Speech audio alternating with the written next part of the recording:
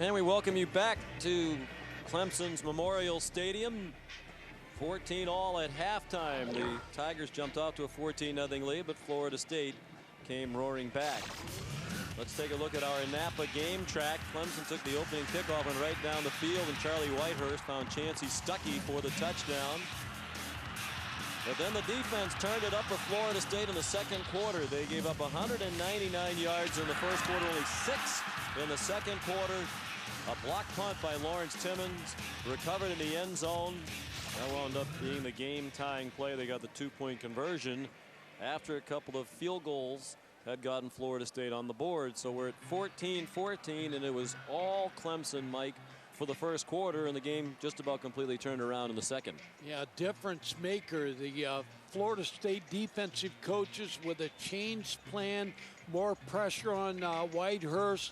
The running game from Clemson, they were 3 for 3 on third down conversions, 0 for 4 in the last 4. They got to get back to the run. It was a very impressive offense led by Charlie Whitehurst in that first quarter. The bulk of their damage done in that first quarter. Ended up with 161 yards after the catch. A couple of big plays in the pass game. They had the edge in time of possession. Anything Whitehurst did that would lead you to think about the other quarterback, Proctor? No, I think it's just a matter of the offensive line needs some help to control that front of Florida State. Well, hard to blame Whitehurst. He was 15 for 20 passing. Did throw 1 interception along with the touchdown, threw for 190 yards and was under serious heat in that second quarter. Jad Dean with the kickoff. Willie Reed the return, and again excellent coverage by the Clemson kickoff coverage unit.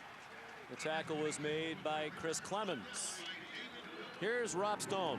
Well, Sean, you were just talking about Charlie Whitehurst. I just asked Tommy Bowden about his status. He said no problems. We're going to keep going with him, so don't expect any changes there. I said, what about these blitzes FSU has been throwing at you? We're going to run shorter routes, have shorter options, so Charlie's not in trouble so much. One interesting tidbit, true freshman running back James Davis went around the locker room high-fiving every single person in that locker room, trying to keep their heads up.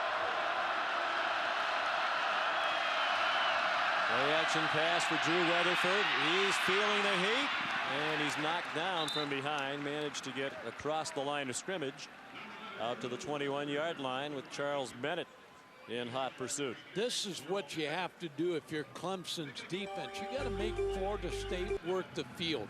They gave them too much good field position in the first half. And you go back by that decision by Tommy Bowden when it was 14-0 to try a 56-yard field goal. It was not even close to being kicked. That set up the first scoring drive of the game for Florida State when everything was going Clemson's way. Dwayne Coleman made the tackle on Lorenzo Booker. He's the leading rusher for Florida State.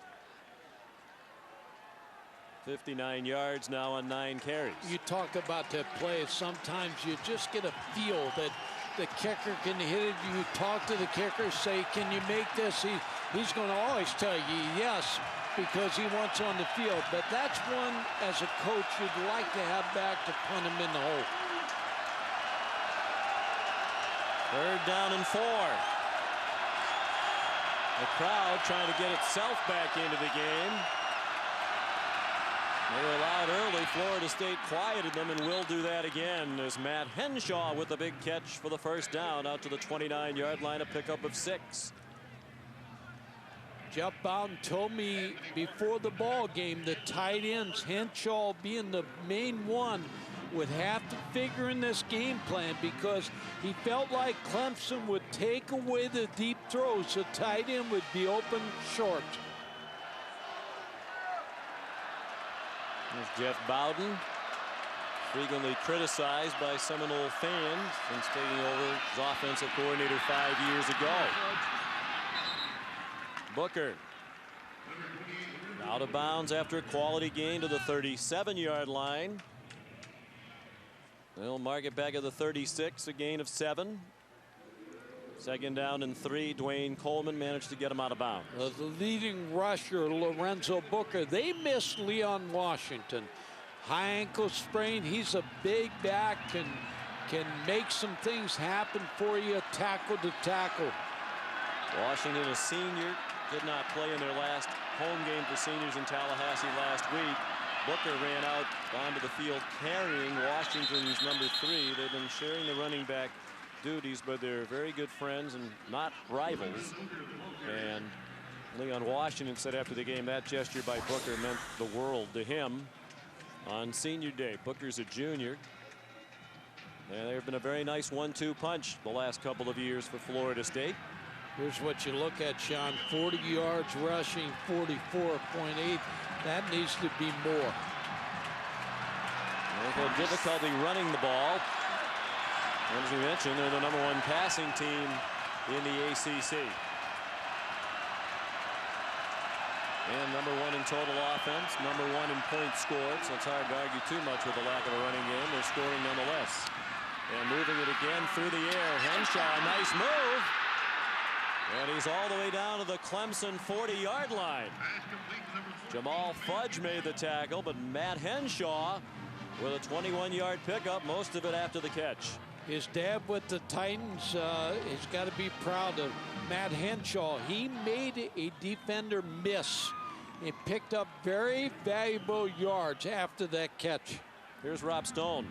Well, guys, yards after the catch, Coach, you just hit on it. That is the big thing. Offensive coordinator Jeff Bowden, admitted, hey, we have not been throwing, or we've been throwing too much and not running enough. But he considers those short passes, those screen plays, to be running plays. He feels FSU should go with what they do best, pass and run after the catch.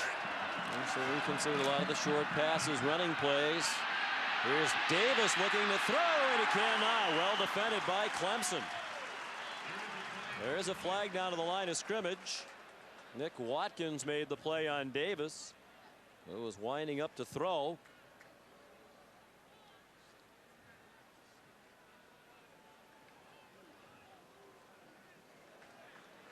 Illegal shift. They'll turn that down because the play went for a 7-yard loss. Michael Hamlin, the safety. Illegal shift. Number 81 was in motion, not set for a second. That penalty is refused. Second down. Florida State had a chance for a big play. Michael Hamlin, number 25, does not bite on the block of the wide receiver. He stays back deep, and they don't get the big play. Hamlin's a redshirt freshman. Here's Booker slicing through a hole. Back down to the 41-yard line. Now bring up 3rd down and 11 for the Seminoles, who trailed 14-0 and fought back to tie it at 14 at the half. Well, if you're FSU right now, you're going to make sure you block number 93, Gaines Adams, because he's been a headache for you all afternoon.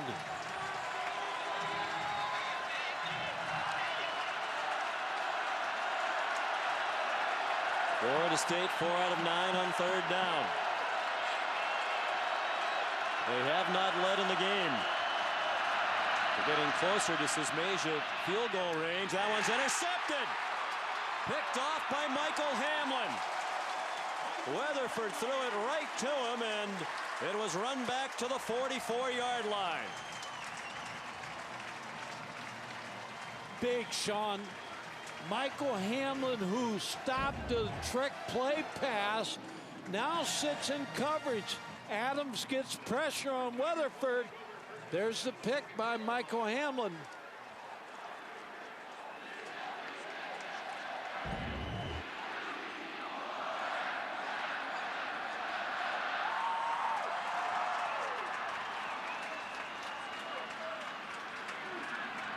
So 1st and 10. Clemson trying to seize the momentum. James Davis cannot get away from Kyler Hall. Excellent tackle by the veteran Hall, a senior, starting his 16th career game here today.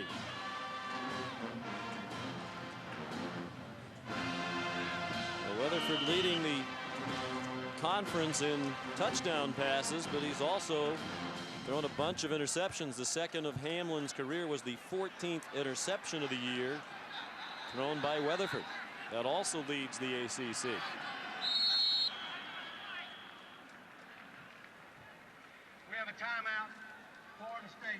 And Florida State uses a timeout. We'll take it with them. Just underway in the second half. The Noles and Tigers still knotted up at 14.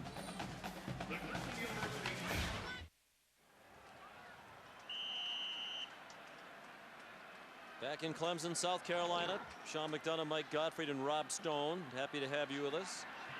Start of a great day of college football here on ESPN. 2nd and 8, Clemson. Whitehurst pass behind Chancey Stuckey. Boy, they looked so sharp at the start of the game, and now they can't do anything to get back into a rhythm. No, 3rd down's been their downfall because they started out 3 for 3, moved the ball right down the field, and the last 4 times they had the ball, Florida State shut them out on 3rd down. They have another big 3rd down coming up on this play. 3rd and 8 for the Tigers.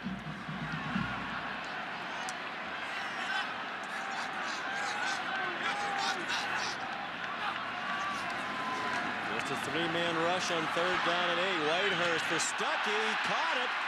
First down. Looked like he got hit in the back before the ball got there. No flag, but it doesn't matter. He caught it for a 20-yard gain. And finally, the Tigers get back to converting again on a 3rd down. 1st and 10 at the Seminole 34. I agree with you, Sean. It looks like Pat Watkins bumps him a little bit. Maybe not, but really a good catch by Stuckey. Good throw by Whitehurst. 1 minute you're with me, the next minute you're not so sure. I don't think so. I'm against you on that one. 10th catch for Stuckey. Having a huge day. He had 112 yards receiving and the 2 touchdowns last week against Duke. And 124 yards receiving and a touchdown today. Davis was tackled by Andre Fluellen after a gain of 2. Clemson's offensive line never puts their hand on the ground. They're always on a low stance, a 2-point stance, but they run block this way, they pass block this way. Rob Spence brought this offense in from Toledo. That was a part of it. He had 4 very successful years as offensive coordinator at Tom Amstutz. A screen to Stuckey. He may go all the way. Touchdown, Chancey Stuckey.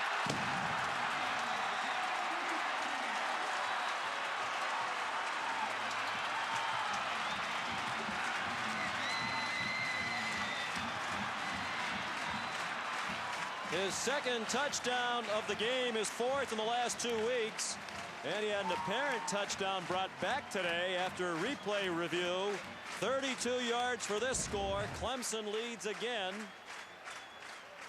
as Stuckey takes it all the way. J.R. Bryant had a shot at him, and then late Tony Carter tried to come in, but couldn't get him out before the pylon. Jad Dean adds the extra point.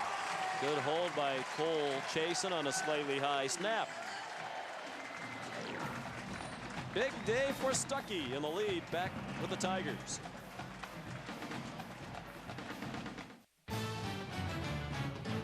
ESPN's College Football, brought to you by Audi, leading the way with road gripping Quattro all-wheel drive. It's greater to lead than follow. And Taco Bell. Think outside the bun.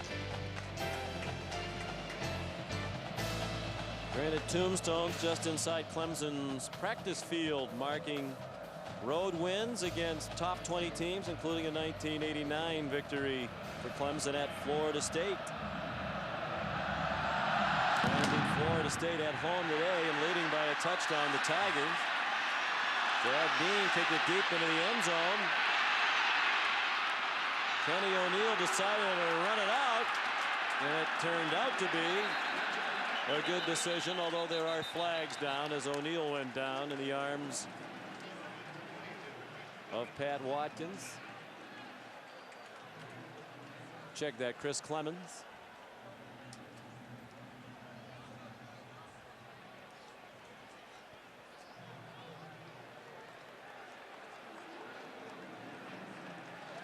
An illegal block against Florida State on the return, so that'll bring the ball back inside the 20-yard line near the 10.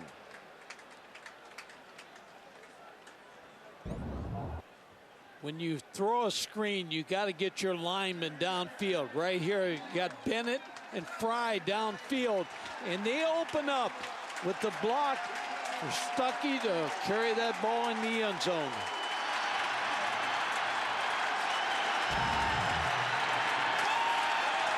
As the Florida State offense comes on the field, the crowd trying to make life difficult again.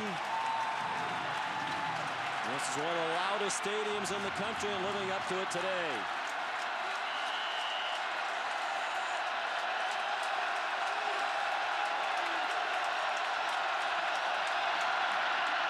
Anton Smith, nice bounce to the outside by the freshman, and a first down. All the way out across the 25-yard line. That got the folks quiet in a hurry, a 20-yard gain. I can see why they're talking about him like they did Thurman Thomas, Barry Sanders, Anton Smith, with a good cutback to get outside here. Takes it front side, speed, shows you his speed, getting around the corner. First and 10 at the 26-yard line.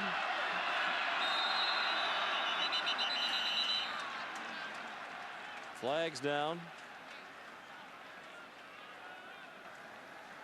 Prior to the snap, false start, 79 of the offense, 5-yard penalty. It's still first down. David Overmeyer, the offensive tackle, called for the false start. You have to block Charles Bennett and Gaines Adams. They're so fast from the outside, you want to get started early.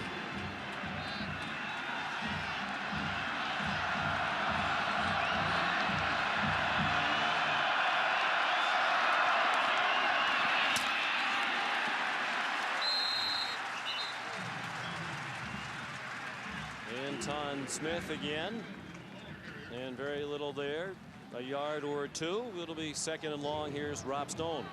Sean, for the first 5 games this year, Smith was a typical freshman. You know, he knew about 2/3 of the assignments, but the third he didn't know hurt the team. That has changed, as has the team's outlook on his future. He was described to us by the staff as physically as good as any back they've had in Tallahassee. They've had some good ones. Coach is pleased that his carries are finally increasing and hinted that it should continue, and it has. Over the previous 3 games, he was their leading rusher. With the combined yardage totals against Duke, Maryland, and NC State. Rutherford hit as he throws. Gaines Adams again.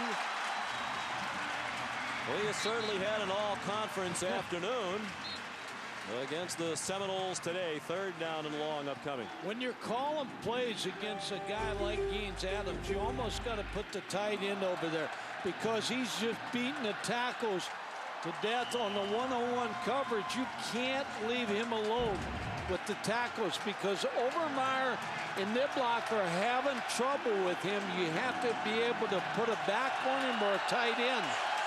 Adams played 8-man high school football at Cambridge Academy in Greenwood, South Carolina. His coach was the former South Carolina Gamecock quarterback Steve Tannehill. Adams is a wide receiver primarily in high school. Rutherford throws too high. Looking forward to Cody Fagg. It was well over his head. And the defense responds after the go-ahead touchdown, forcing a punt. That pressure that Gaines Adams been able to get on Drew Rutherford may have caused that incompletion. Chris Hall to punt again. Now Clemson has had problems with punts being blocked. Hall very rarely has that as an issue. Nearly 100 without a block. Stuckey caught it awkwardly on the bounce, but turned it into a nice return. 38-yard punt, 8-yard run back. And time now for our KFC storyline. Clemson dominating in total yardage, although the domination has narrowed somewhat. They had 199 of those yards in the first quarter. And Whitehurst winning the statistical battle, the 2 quarterbacks.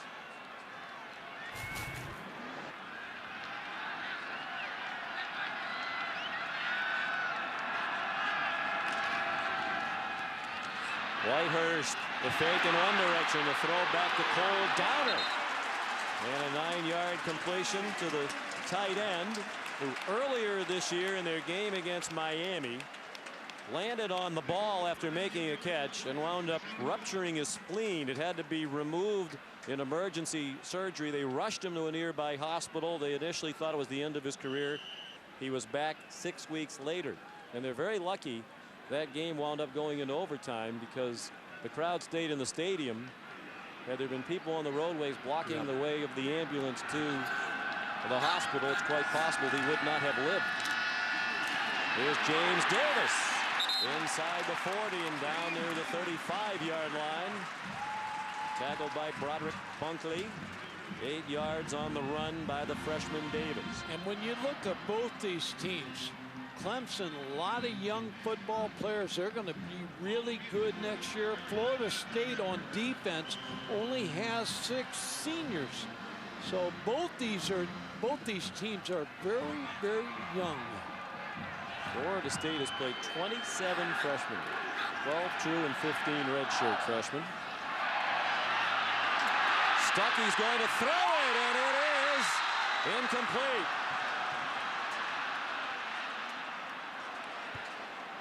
Intended for Curtis Bayham. They had it, Sean. They had it.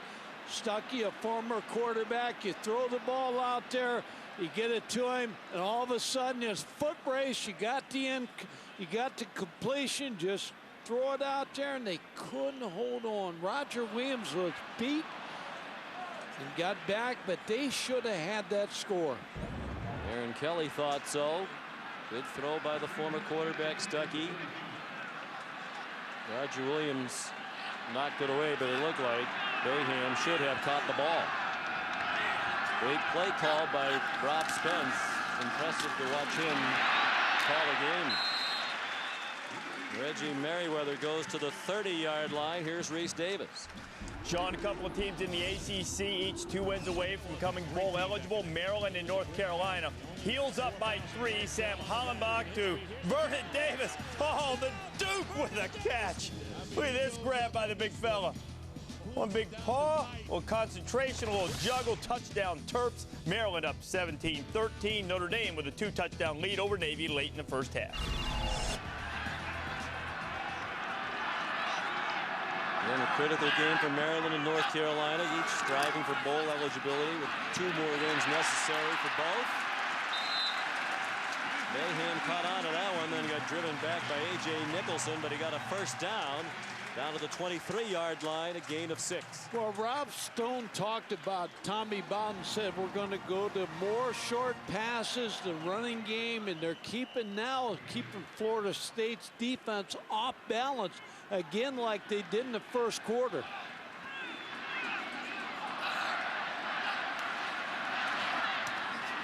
Quick pass out to the near side. And Taylor with his first catch of the game. Freshman from Bennettsville, South Carolina, just his 6th reception of the year. Down to the 15-yard line. It'll be 2nd down and 2. This has been a well-called drive right here. They had the trick play for the touchdown, but they come back with a real quick passing game. It's been good. Florida State has too many men on the field, and they call timeout. The crowd was hollering at Whitehurst to get the snap and catch the Noles with too many men on the field, but Florida State alertly called timeout.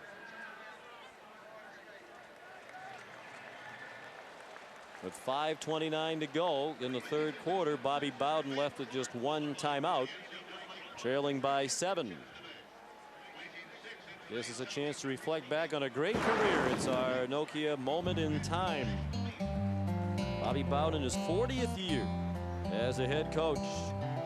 30 at Florida State, 2 national championship teams,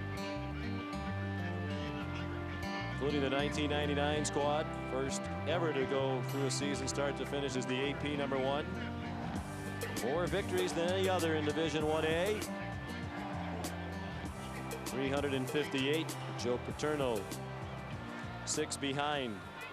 We spoke with Tommy Bowden yesterday and asked him what he respected most about his dad's coaching career, he said, well, the longevity you have to appreciate.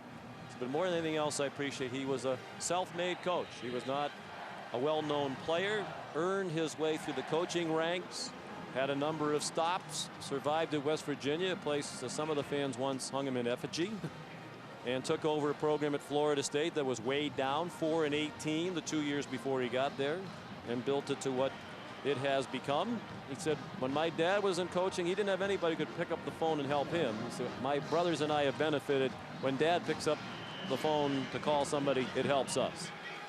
No doubt. When you're from Michigan or Notre Dame, you can make those calls. But Bobby Bowden started the wrong zone.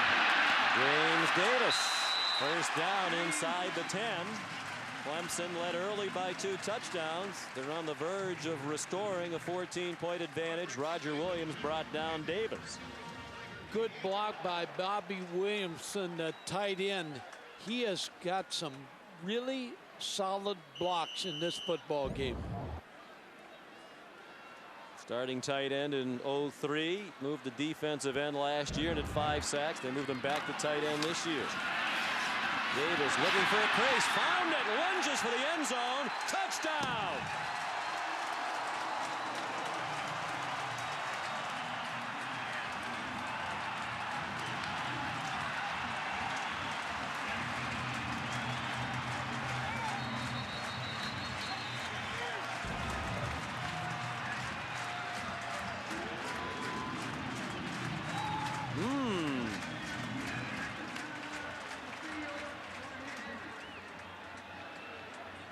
There's an injury timeout. It might give the replay officials a chance to look at this again.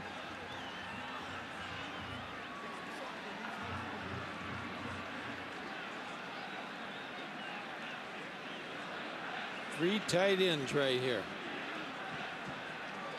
Great patience by the freshman Davis, showing poise beyond his years there, waiting for something to materialize, and finally the hole emerged. You don't think he got in, right? It's tough to tell. He extended the ball there, and I'm not sure it ever got across the plane of the goal line. I'm going to stand with you here. I don't think he got there. The problem is we haven't seen conclusive video evidence to say that he didn't, and the ruling on the field was a touchdown. Broderick Bunkley, the injured player, second touchdown of the day for Davis. Good news is Bunkley's walking off under his own power. They cannot afford another injury to a key player. The walking wounded, as Bobby Bowden calls the Seminoles these days, on both sides of the ball. But Bunkley appears to be fine.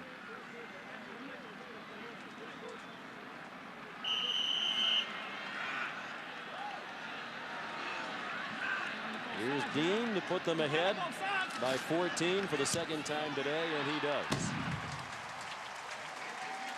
Clemson in control of the first and third quarters today. Leads 28-14.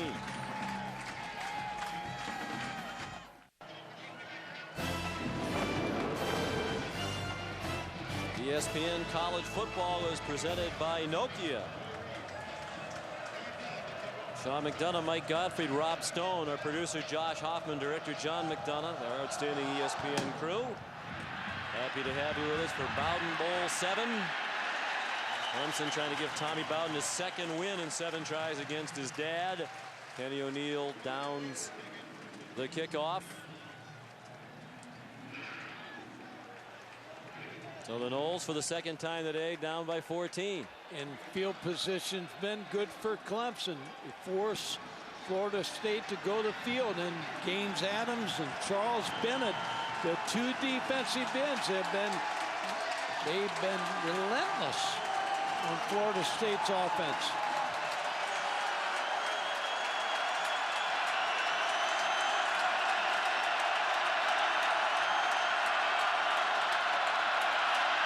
Rutherford threw a swing pass away intentionally, way over the head of Booker. That was well defended.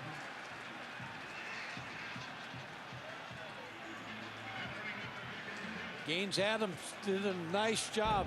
Sean, he knew right away that Booker was going to go out for a pass, so he kind of moved with Booker and made Weatherford throw the ball over the head of the intended receiver. doing everything.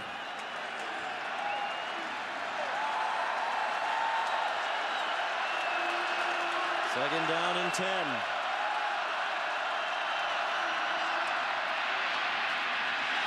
Booker out to the 25-yard line, a gain of 5. Corey Groover made the tackle. Groover, a young man who back in May was shot in the leg. He was in the parking lot of a local restaurant. Just an innocent bystander. An altercation that had started at a party nearby spilled over into a parking lot. He took a bullet in the leg, still has fragments in his leg.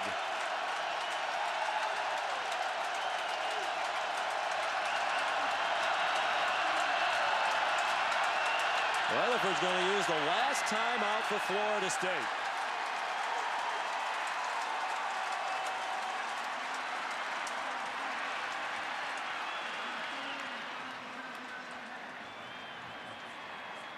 No timeouts left with Florida State on the comeback trail and a long way to go. And you see the numbers for Weatherford coming off a down performance in their loss at home to North Carolina State last week. When we spoke with Bobby Bowden during the week, asked him about the pleasant surprises this season, he said you'd have to start with Weatherford, thrust into action when Wyatt Sexton came down with Lyme disease. And Bobby Bowden's word was wonderful. He's had a wonderful year. Not so wonderful the last couple games. No, he's played well, but they don't have a running game to take any pressure off him. And Gaines Adams, the defensive end, has been in his face the entire day. What can they do? They have to run the ball. They have to go to some screens to try to alleviate the pass rush on their offensive line. Well, it's interesting. We talk about the similarities, the comparisons between the two programs, the relationship literally between the two. Rob Spence used to be a run and shoot guy. He said, I learned over time you have to be able to run the football if you're going to be successful over the long haul. Great success this year passing the ball for Florida State. But when they haven't been able to run the ball this year, they've had major difficulties last week and now this week. Dumped off and dropped by Booker. That was almost the equivalent of a handoff, and it was just dropped by Lorenzo Booker. Here's Reese Davis. Sean, the other team from the state of Florida against the South Carolina foe, finding a little offense. Florida and South Carolina on 3rd and 2. Urban Meyer using a fullback. That's an adjustment. Chris Leak to Billy Letsko, and it's 20-19 now, halfway through the 3rd.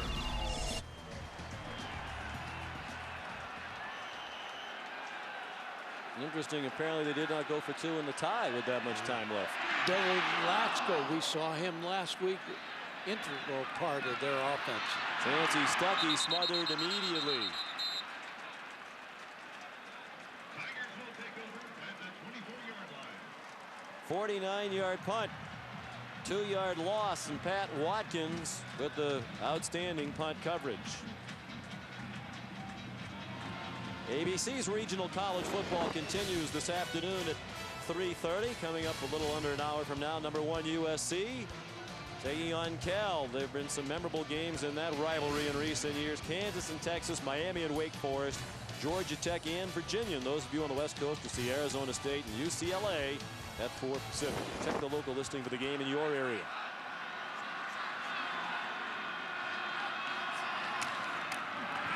James Davis gets outside, gets 7 to the 32-yard line where Buster Davis got him on the ground. He's the difference in this football game. When Clemson runs the football and James Davis, a big part of the afternoon, it helps the offensive line. James Davis gets a nice block from Thomas Hunter, the tight end, around the corner.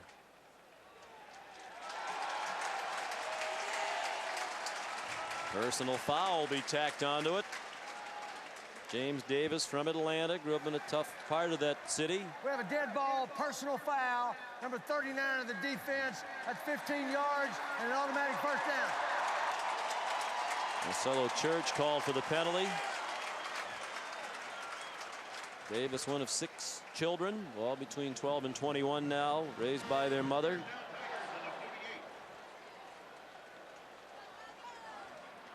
Some reports when he first got here this summer, he was thinking about transferring, but he and his family said that wasn't true, just the usual homesickness.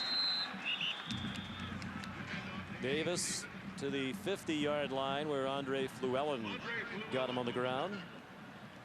They're glad he didn't leave, James Davis. I'd say this guy can be a special player. Playing with a cast on his hands. Looks like he's got good hands to catch a football.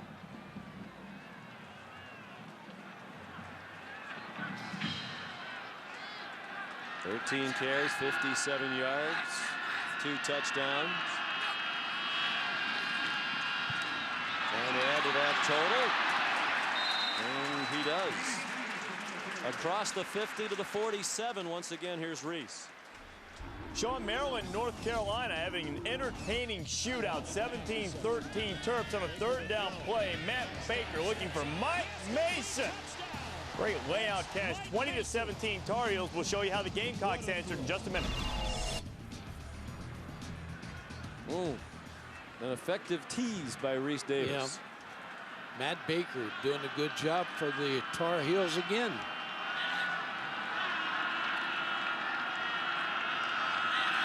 And tingling in anticipation of our next report from Reese. Whitehurst threw high and incomplete.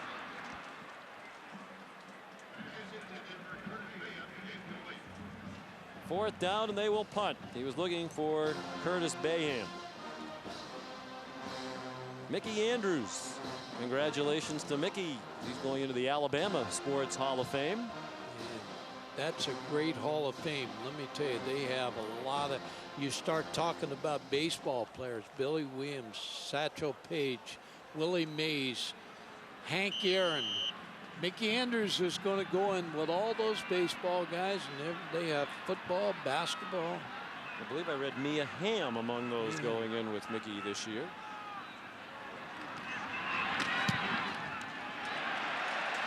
A high punt by Cole Chasen, and not a soft enough bounce. 47-yard punt. It'll come out to the 20-yard line. Waning minutes of the 3rd quarter. Time to check the ACC standings. Florida State, while losing last week to North Carolina State, wrapped up the Atlantic. They'll play in the conference championship game in Jacksonville in early December. Boston College was eliminated when it lost at North Carolina last week.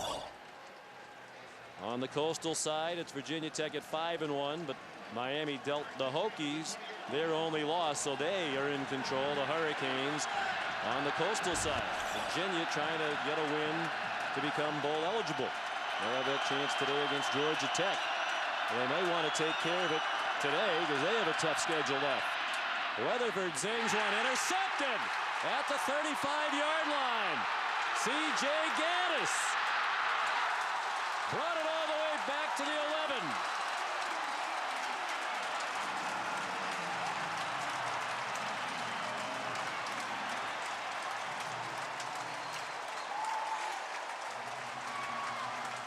"21-yard return by Gaddis, who was a cornerback.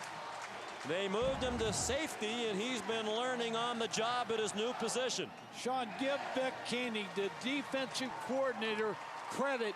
He's using the nickel package, sometimes 6 DBs. C.J. Gaddis with that pickoff.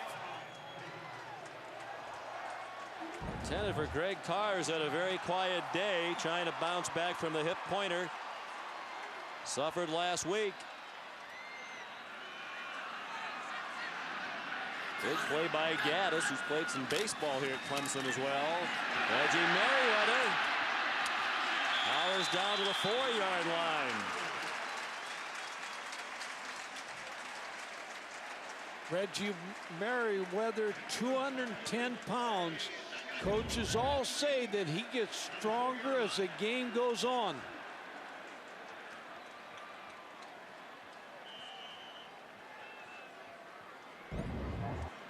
Second and 3 at the 4. They can get another first down at the 1-yard line. Clemson trying to deliver what could be the knockout blow here with under a minute and a half to go in the 3rd quarter. Merriweather stood up by Broderick Bunkley. Well, my tingling can stop because here's the update now from Reese Davis. Sean, I am a man who believes in paying off the tee. South Carolina and Florida 20-19 Gamecocks, and Blake Mitchell flips it out to Sidney Rice. Some questionable tackling by the Gators, and Sidney on his way. Came in third in the nation in touchdown catches. Didn't get the touchdown there. Gamecocks paid it off 27-19 in the third over the Gators.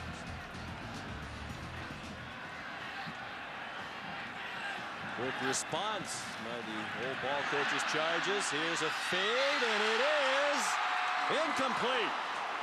Intended for Aaron Kelly, who almost made an acrobatic catch. He tried to convince the officials he had it and inbounds, but they say no. The J.R. Bryant in coverage. Whoa. 6'5" target. Looked like a pretty good catch. It sure did. The crowd thought so. They saw the same replay you saw. Whitehurst pleading the case of the officials. I think at the very least there will be a replay review. See if we get the buzz here. And actually Clemson's calling a timeout just to make sure. Yeah, Tommy Bowden's arguing the case.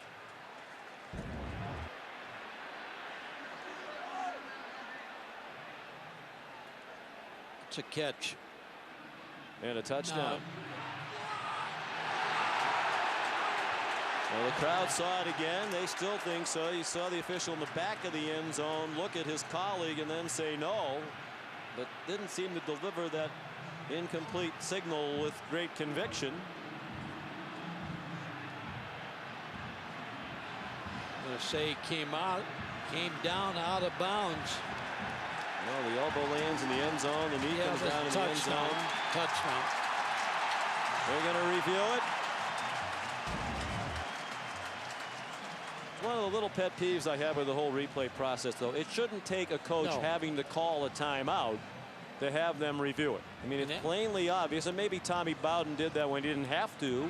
Perhaps they would have reviewed it before the extra point, but the process leaves the coach to make that decision of, are they going to stop play and take a closer look at this before I use my timeout? Yeah, I agree, and the buzzer should have gone off immediately. Earlier. You know, as soon as the replay official saw everything that everybody in the stadium saw, that first replay, at the very least, the buzzer should go, and a coach shouldn't have to waste a timeout. But you can't blame Tommy Bowden for wanting to make sure the play gets thoroughly reviewed, because this could be a 7-point decision. Touchdown. I'm giving him 6 points. Aaron Kelly was stretched out and made that catch. His elbow comes down, so I think it's touchdown. Well, he wouldn't have caught it when he was a freshman in high school. He was 5'5". And he did the 6'5" frame.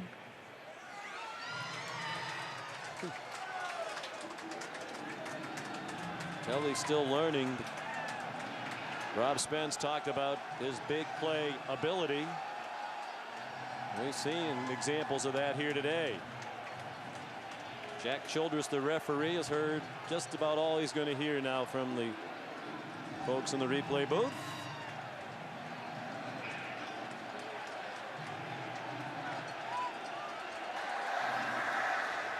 After further review, the player possessed a pass. He came to the ground, his elbow inbounds. That constitutes.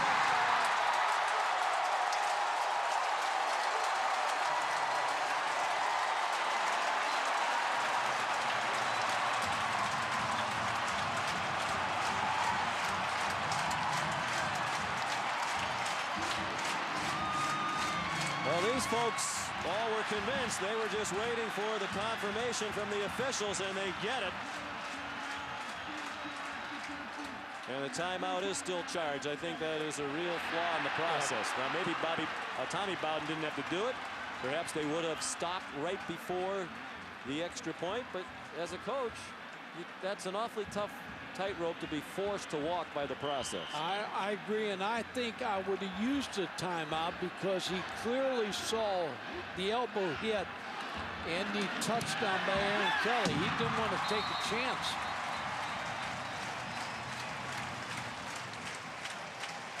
Producer Josh Hoffman tells us that we did not receive contact from the replay booth in our truck until after Tommy Bowden called the timeout.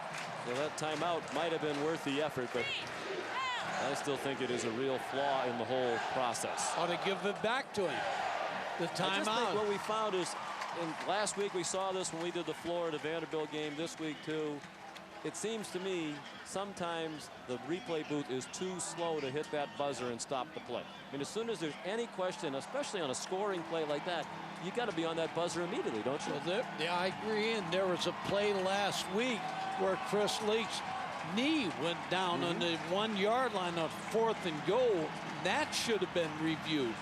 And then the play that was called late in the game, the celebration, shouldn't have been called.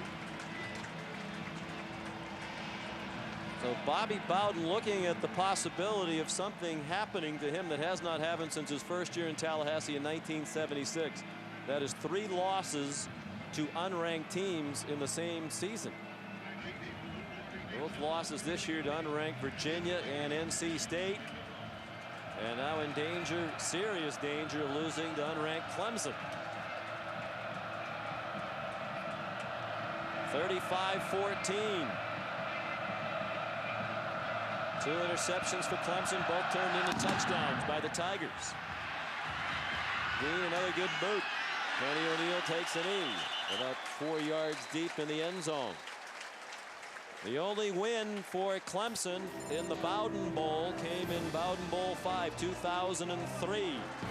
Bobby Bowden's team ranked number 3 in the country, taking national championship. Their hopes damaged significantly. Charlie Whitehurst threw for 272 and 2 TDs, ran for another, and Clemson got the victory in the Bowden Bowl. That remains the win over the highest ranked opponent in the history of Clemson football. Pass into traffic, incomplete. Batted around and fell to the ground. It'll be 2nd down and 10 for the Noles from their own 20. Charlie Whitehurst said the highlights have been the Florida State victory, the Miami victory, and over Tennessee in the Peach Bowl. Yeah, that victory in the Bowden Bowl in 03 propelled them on to that great finish. 4 straight wins, including Tennessee in the Peach Bowl. Last year, a win at Miami. Well, this year, it's been more heartbreak than anything. Every week has been a close game.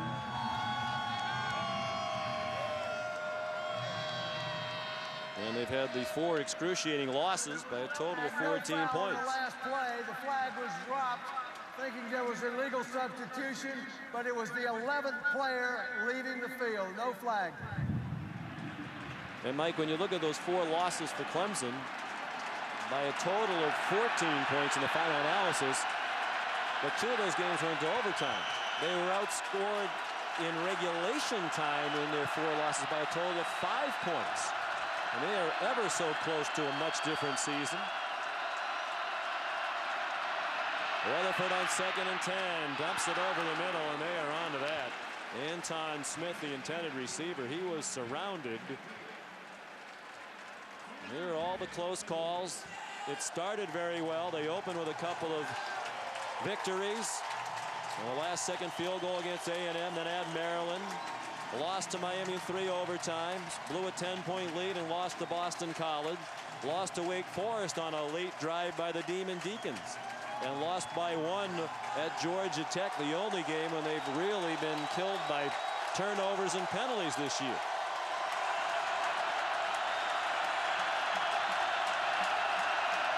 Third down and 10. They really need a big play. They won't get it. They're attempting to throw it to Henshaw, who was 2 yards beyond the line of scrimmage when they needed 10. Very few attempts to stretch the field vertically in the passing game. They have not thrown the ball downfield that much in this football game. Gaines Adams again driving the tackle back in the legs of Drew Weatherford. In the 5 Florida State wins in these Bowden Bowls, they've pretty much hammered Clemson. The average winning score in the 5 victories is 40-20 for FSU. Clemson trying to turn the tables today. Stuckey, after some shoddy tackling, runs back to the 50-yard line. Great field position for Clemson in the final seconds of the 3rd quarter after a hard-earned 8-yard return of a 37-yard punt. be hard because if you pick a player of this football game, Chancey Stuckey's had a career game here. Returning punts, catching passes, threw one, should have been a score.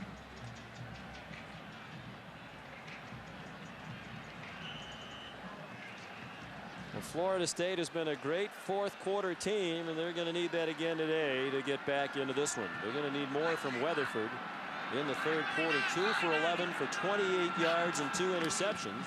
They yanked him in the fourth quarter last week for Xavier Lee, but he was equally ineffective. Davis carries to the 45 to end a third quarter that was dominated by Clemson. 21-0 the score for the Tigers in the third quarter. They lead by 21.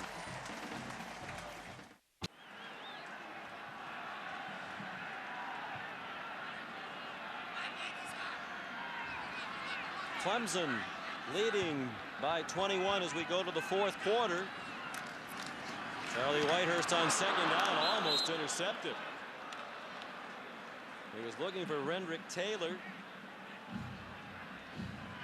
and the pass was incomplete. Trevor Ford was right there for the interception. Read the quarterback's eyes and broke on the football.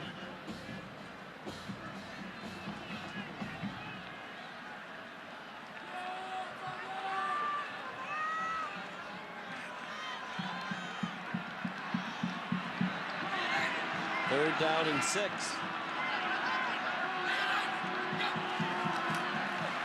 Whitehurst steps up.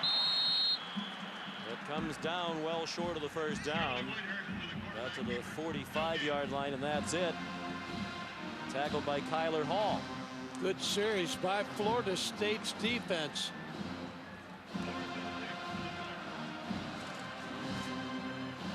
Bear in mind, Florida State does not have any timeouts left, so they're going to have to try to come from behind by 3 touchdowns down without the benefit of any timeouts. And you give Drew Weatherford probably one more series to see if he can get things going. Another very high punt by Chasen. And a fair catch made at the 9-yard line. Excellent 37-yard punt to pin the Noles deep. Here's Reese Davis. All right, Sean, Texas A&M has been fighting its way back into the game against Oklahoma. Reggie McNeil trying to pass from his own end zone. He gets rushed in there by Calvin Thibodeau. Ball comes loose, winds up being a safety. McNeil had to leave the game. 30-17, Oklahoma has the lead late in the third.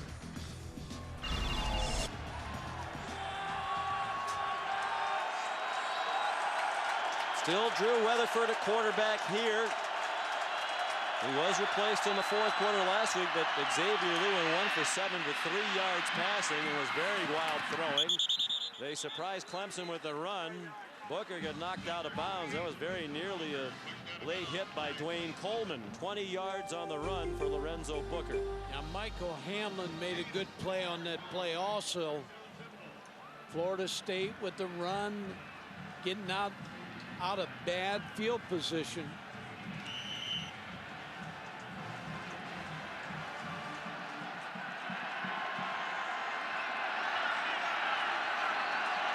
Booker on the verge of a 100-yard game. 14 carries for 97 yards. Weatherford again under great pressure. Then out of bounds goes Reed.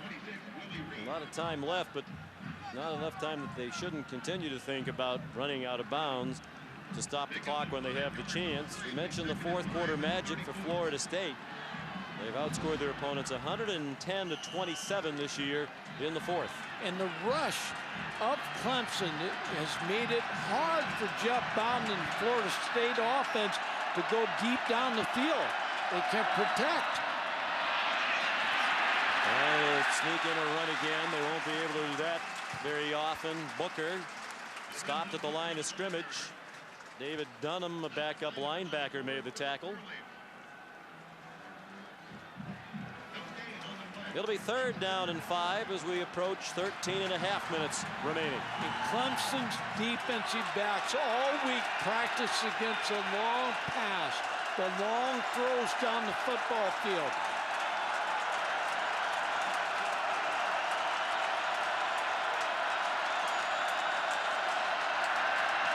Five-man rush picked up, and the pass completed to Willie Reed for another first down. He's out of bounds at the 46-yard line after a gain of 12. Here's Rob Stone. Sean, you touched on those lopsided offensive numbers in favor of Florida State in the fourth quarter. We asked the staff about that, and he said one of the main reasons is, well, Drew Weatherford, the freshman, really starts to get more comfortable as the game progresses, and he's in the fourth quarter. They get more wide receivers out there, plus he's in the shotgun formation a lot more, which he was just in on that last play, which is where he is at his most comfortable. I've been keeping an eye on backup Xavier Lee this whole game. He has not touched the ball yet for one throw. Weatherford scuffled last week, but Lee was worse. Weatherford's pass batted down. Trying to dump it over the middle, and it was knocked down by Philip Merling, a true freshman defensive end from Memphis, Tennessee. And we spoke with Vic Koenig yesterday, the defensive coordinator. He raved about Merling. He is a future star in the making, they believe. And Charles Bennett, who plays in front of him, said he actually could be the starter. He said he's that good. It's unusual to hear a guy say he could be starting ahead of me. Yeah, Charles Bennett has played well today. Merling's had a little bit of a freshman wall in recent weeks, but he's a dynamic player. Booker smothered for a loss. Back at the 43-yard line, they lost 3. Charles Bennett said, "Don't give my job to Philip Merling just yet," as he dropped Booker. And that screen pass in the middle has not been open for the Seminoles. The linebackers, Waters, Billy, Watkins, all done a good job on the middle screen.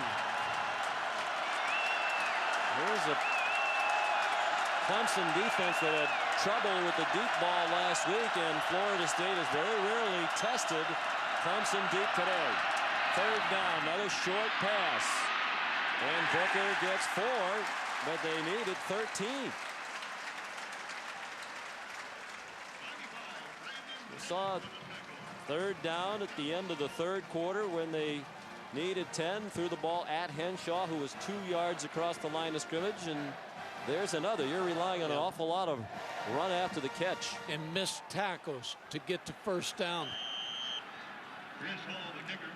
All punts for the 7th time. Wobbler with the nose up. Down to the 18-yard line. 36-yard punt. Bobby Bowden needs to find some answers. Find them quickly. After the worst quarter of the season for the Florida State football team, Xavier Lee has started warming up. The backup quarterback on the sideline. Clemson takes over. 1st and 10. Whitehurst faked the handoff. He's not a great runner, but he got 3 or 4 there as he crossed the 20-yard line. Sean, talking about Xavier Lee, I saw him with the headsets on. Once you get the headsets on, you're going to be the quarterback. He's coming in this football game next series.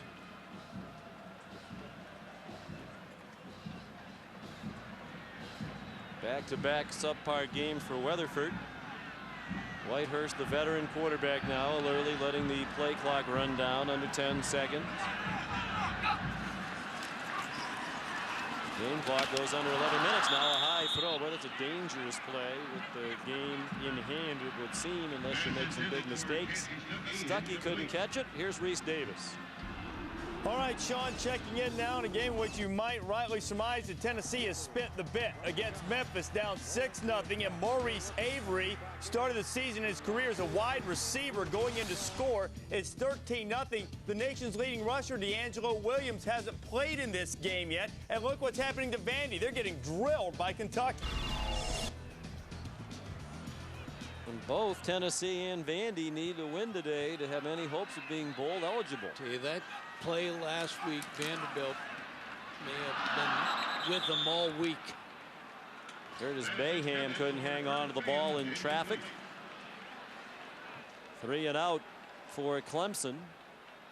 Who would have thought Tennessee, and of course there's a long way to go in that game, but if they lose at home to Memphis, that makes them 3 and 6, a team that was preseason top 5 in the country in most polls. And Sean, just it's been a year where they fumbled the football going into the end zone. They made mistakes in the kicking game against Florida. That was not a great possession for Clemson. One running play by the quarterback and then 2 incomplete passes, both of which stopped the clock. Another good punt by Chasen. Willie Reed brought it back to the 50. 43-yard punt, 11-yard return. We look at our Napa game track. Charlie Whitehurst got them off to a quick start. 22-yard touchdown pass to Chancey Stuckey. The Tigers led 14-0, but Florida State came roaring back. Special teams a big factor. Lawrence Timmons blocked the punt. Recovered by Geno Hayes for a touchdown. And Aaron Kelly, a touchdown ruled after review. We talked about he's a work in progress, Mike, but showed a little veteran move there, a little shove in the back to get rid of the defender. You learned that young. Xavier Lee, spelled what is normally pronounced Xavier. He does pronounce it Xavier. He's the new quarterback.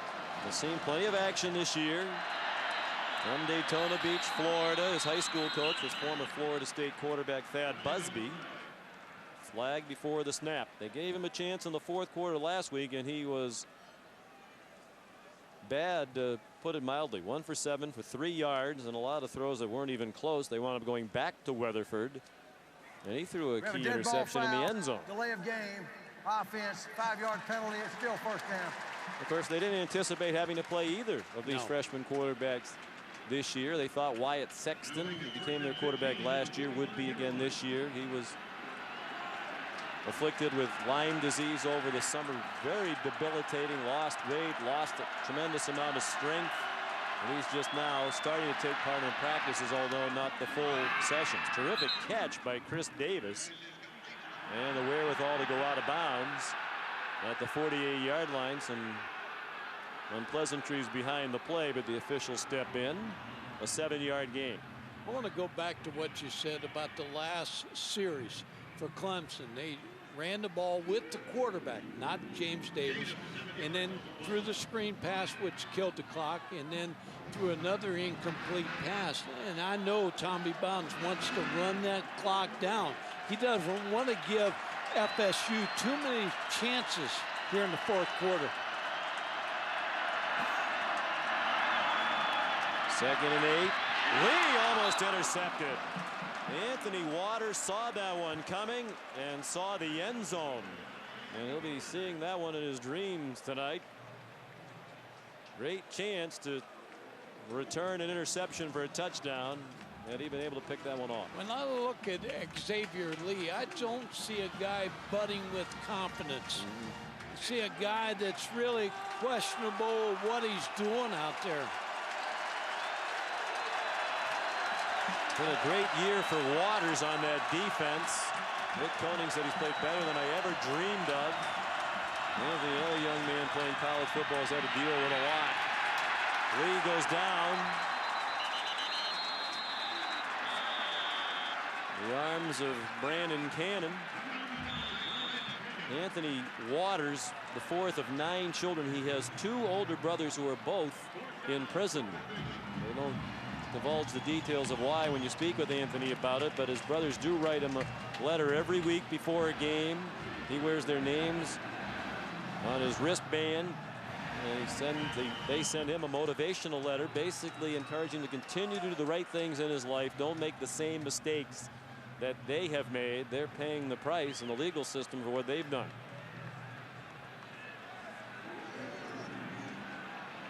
So often fans turn on the TV, Mike, or come into a big stadium like this. They have no idea what some of these young men deal with in their lives.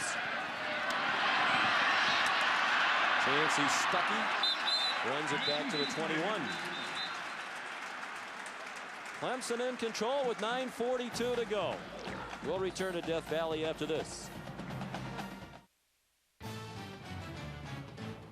ESPN's College Football is presented by Nokia. It's more than just a phone. It's your life in there. Nokia. and in part by Nissan, who invite you to shift the way you move through the world. On this lovely campus, a nice golf course, the Walker Golf Course, which included the signature Tiger Paw 17th hole that you saw. On first down, James Davis straight ahead. Among Charlie Whitehurst's many talents, by the way, golf. He is a young man who routinely shoots in the 70s in golf, and he won the long drive contest when they have the ACC get together in July. Were you in that? No. I figured that. See? Charlie Whitehurst is an outstanding pro prospect. Yes, he is. As a football player and a quarterback. Dad David played nearby at Furman, then played with the Green Bay Packers. Sister Carrie is on the Clemson women's basketball team. Davis in trouble. Has great speed, but not enough to turn the corner that time. Excellent pursuit. I think Coach Bowden would have liked it had he stayed in bounds. Just get down. They have not done a great job taking time off the clock here with this 3-touchdown lead. No, but the way Florida State is playing on offense at this point in the game, their defense has this in control.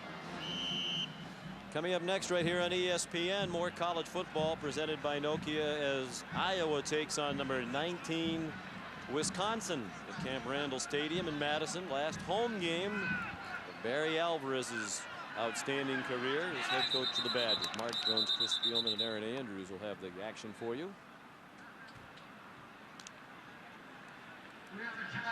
And a timeout called by That's their Clemson. second timeout of the half. Leaving the Tigers with only one timeout, and that's the only timeout left for either side.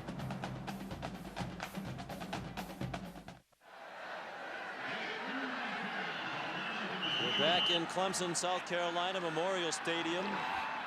Tigers leading Florida State 35-14. Third down and 10, and the pass incomplete. He was looking for Aaron Kelly. Was Charlie Whitehurst.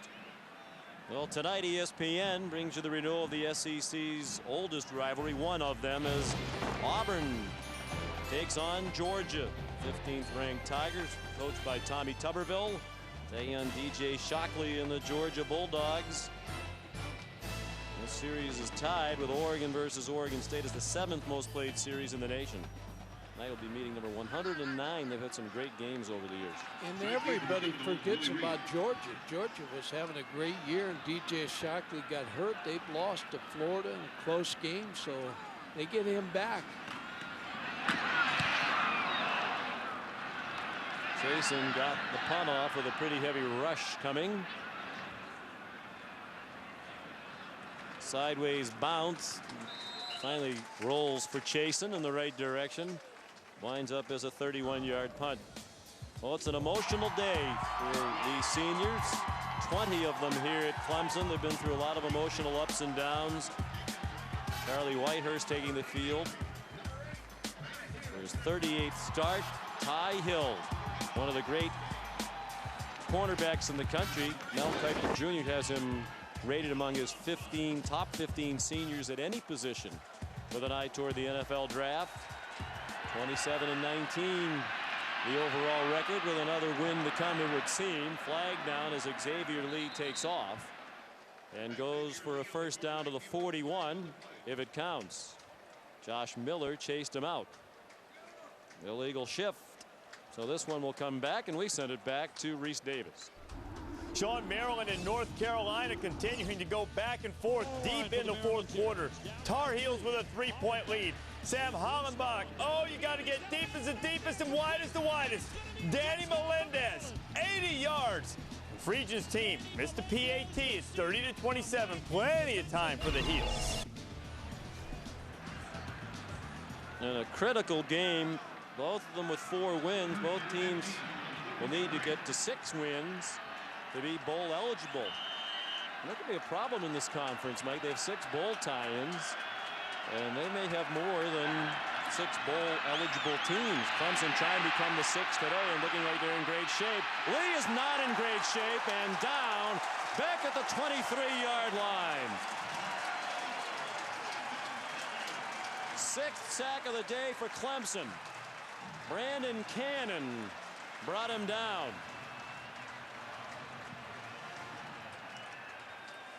Xavier Lee just struggling out here. No receiver open. Doesn't throw the ball away and gets sacked deep. Yeah, for 19. Cannon's a junior from Lithonia, Georgia.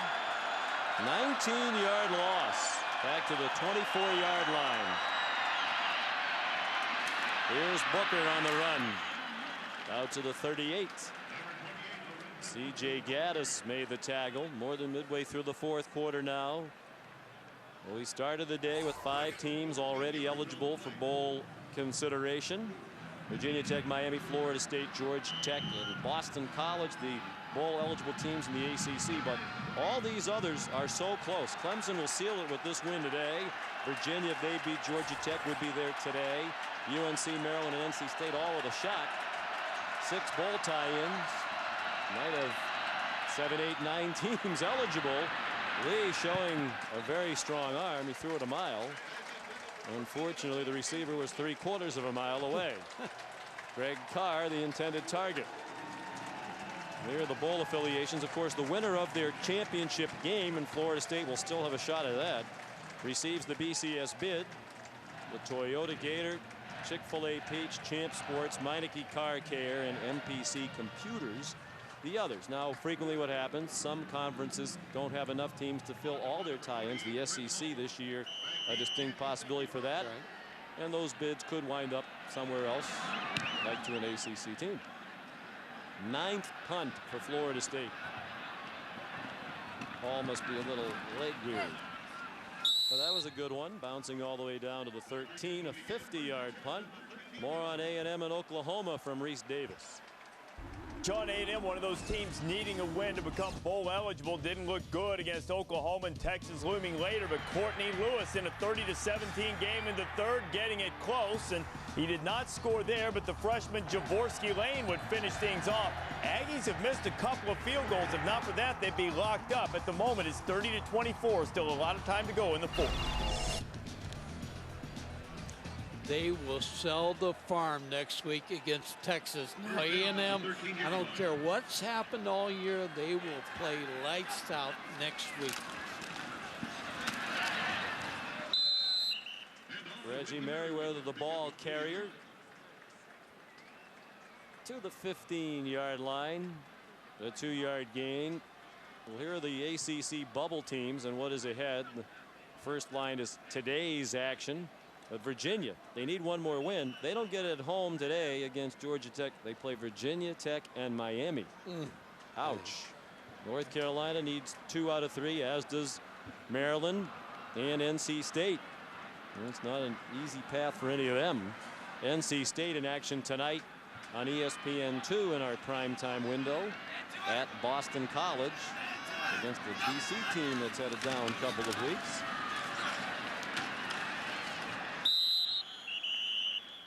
Merriweather to the 16-yard line. They're playing kill the clock now, and we send it back to Reese Davis. Sean, just as soon as you guys are finished, Barry Alvarez, hoping the moment can remain frozen in his memory. His final game at Camp Randall Stadium against Kirk Ferentz and the Hawkeyes is coming up just as soon as you guys finish from Clemson. And it's been a surprisingly good last year. Not many people had Wisconsin in the mix in the Big Ten in the preseason prognostications, but they've been there from the start. I give Barry Alvarez a lot of credit, but I give his staff a lot more credit this year. With him resigning early, announcing his retirement, all those coaches coach not knowing whether they'd be picked up by the new coach, Brett Bielema, or not. So I think they've had a great year coaching. Well, all credit to Barry Alvarez. He's done a remarkable job there. Took a program that was among the worst in the country and made it a winner, won 3 Rose Bowls. I'm a little disappointed in the way it's ending along the lines of what you said. Barry Alvarez is a guy who a lot of that success has been because of his ability to keep a lot of coaches there for a very long time They had a number of logical candidates among the veteran assistants who'd been there with him through thick and thin to be promoted. He chose to promote sort of the new guy on the block who caught his attention, Brett Bielema. No offense to him, but I was very surprised and in some ways disappointed that job didn't go to some of the others who had been there a lot longer. Well, the other thing, you'd like to know what your fate is during the year. They've still coached, though. They've had a great year, and so you have to give them all credit. 22-yard punt by Chasen. And it isn't as if they did not have other very good and qualified candidates among those who had served there a lot longer. But you know, sometimes you fall in strong like with the latest one to come around rather than the ones you've been with for a while. 1st and 10, Florida State. Lee's pass could have been caught but was not by Greg Carr, who's been very ineffective today. No catches. Dealing with that hip pointer. Here's Rob Stone. Sean, coming soon to a theater near you, Bobby Bowden. That's right. Legendary filmmaker George Butler began on Monday filming a documentary on Coach Bowden's life. You'll see right there on the sideline is George Butler and his crew who are here today. Butler launched Arnold Schwarzenegger's Hollywood career with his film Iron. The film is going to be focused on Coach's 31st year. I'll carry on after that one wasn't a touchdown. Okay. Pumping Iron. Didn't you co-star in that one, Stoner? It's going to focus on Coach's 31st season at FSU next year. The working title, Bound for Glory, and Butler plans to ambitiously shoot 100+ hours of film. They'll be at spring practice. They'll be following recruiting. Coach's family life. I cannot wait to hear this one line at some point next year. Coach, you're needed in makeup, please. Isn't Bound for Glory, aren't they stealing that from our show with Dick Butkus, coaching the high school team? Isn't that what that's called? I think they stole it from this the documentary book. I maker? think Bobby had a book one time. Oh. They just borrowed it. 3rd down and 10. Kyle had a chance for a touchdown catch, but didn't hang on to the end zone. And then Lee is collared by Anthony Waters, playing relentlessly all the way to the end. First member of his family to go to college. We mentioned earlier the adversity he has overcome. He stepped in this year for Leroy Hill, who was the Defensive Player of the Year in the ACC last year. And there hasn't been much drop-off there with Waters in for Hill. There's the non-catch by Carr. Leroy Hill is going to start tomorrow for the Seattle Seahawks, his 2nd NFL start as a rookie against St. Louis. They said last year they tied up man coverage and let Hill blitz every play. Lee with the blitz coming at him. Needed 10 on 4th down. Got about 4. And they turn it over. On downs. There was a heavy collision here. To give the freshman Smith credit for standing in there and trying to deliver a block to help Lee. When I think of Clemson, I think of Frank Howard. You know, we got legendary Bobby Bowden on the field, Frank Howard, a legend, Charlie Pell, Danny Ford. They've had some wonderful coaches here, won a lot of games. Frank Howard, his hat a signature, retired. Of course, it's Frank Howard Field. He's given credit in part for the nickname Death Valley.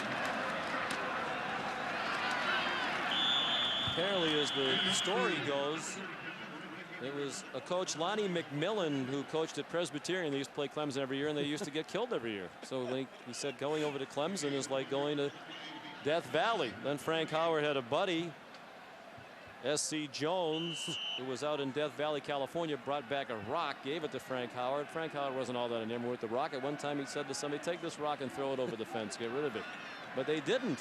They thought it was good luck, and it wound up being a nickname, Death Valley, that Frank Howard embraced and really advanced, made it a tradition in his program. They wound up mounting that rock on the pedestal on top of the hill there beyond the end zone. A tradition that dates back to 1966.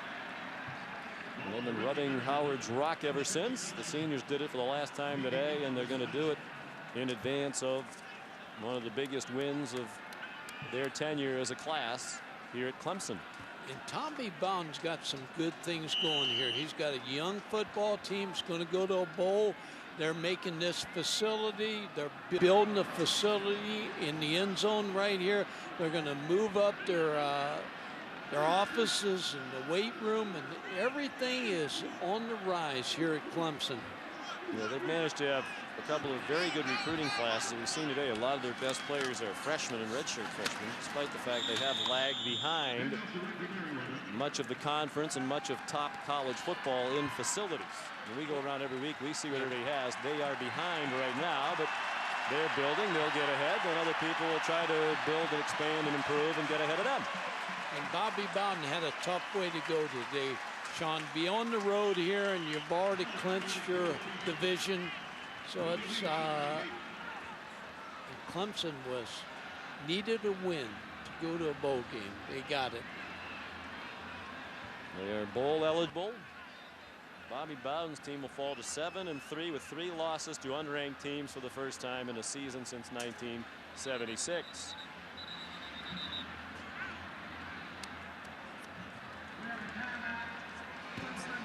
Clemson calls a timeout.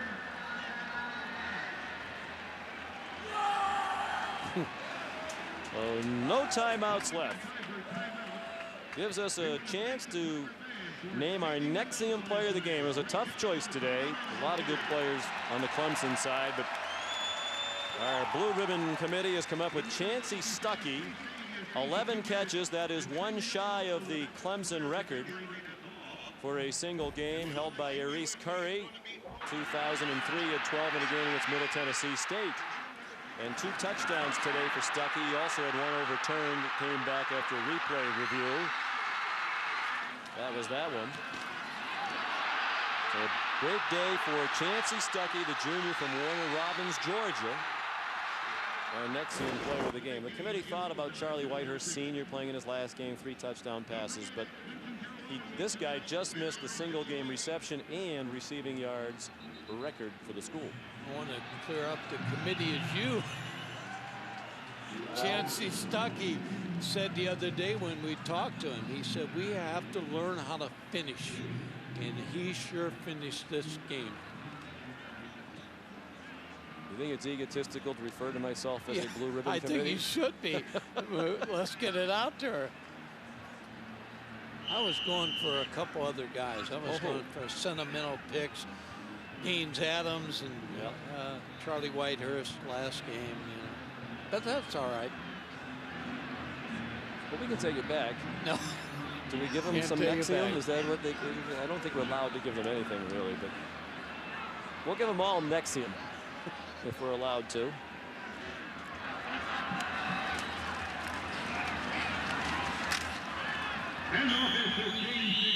James Davis on 4th down. They decided not to punt. Florida State's prowess at blocking punts. They turn it over on downs.